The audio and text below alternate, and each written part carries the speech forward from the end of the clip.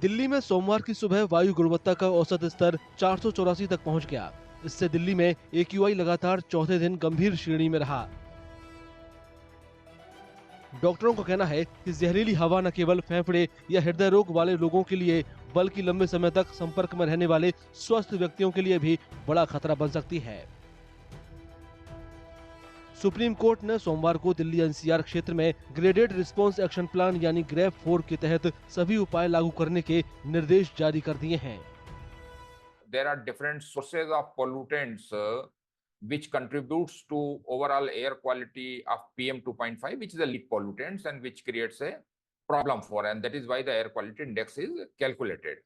Now, using the emission inventory is nothing but a accounting the sources of emissions which give rise to pollution, and that is the reason that it increases, decreases, it varies from time to time.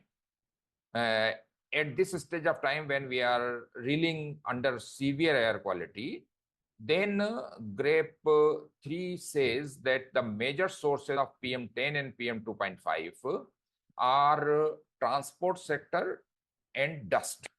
In addition to, there are many sectors are there.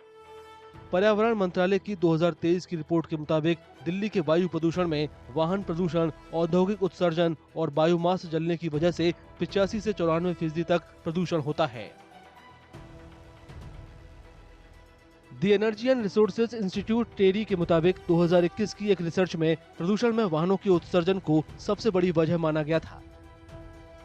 दोपहिया वाहन PM 2.5 और carbon monoxide का प्राथमिक स्रोत पाए गए, जबकि बसें नाइट्रिक ऑक्साइड और नाइट्रोजन डाइऑक्साइड बढ़ने की वजह बनती हैं। When you talk about the transport consists of, you are having like diesel vehicles, and of course under GRAP, we all understand how GRAP is implemented, and under the GRAP, the diesel vehicles are stopped because they are the largest pollutants, contributing pollutants in Delhi, and up to BS4, probably this is all stopped. And I think the government has taken a very strong initiative against this. This is comparatively stopped, and of course, the vehicles which are coming from the neighboring state, for instance, like UP and Haryana, which are registered outside, they are also stopped.